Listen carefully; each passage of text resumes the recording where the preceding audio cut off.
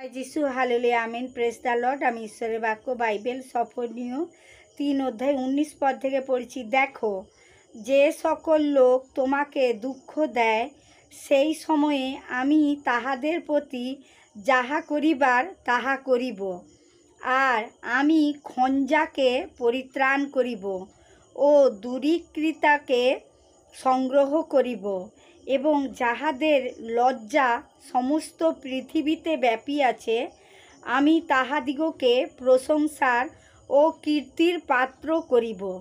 সেই সময়ে আমি তোমাদিগকে আনিব, সেই সময়ে তোমাদিগকে সংগ্রহ করিব, কারণ আমি পৃথিবীস্থ সমস্ত জাতির মধ্যে তোমাদিগকে কীর্তির ও প্রশংসার পাত্র করিব।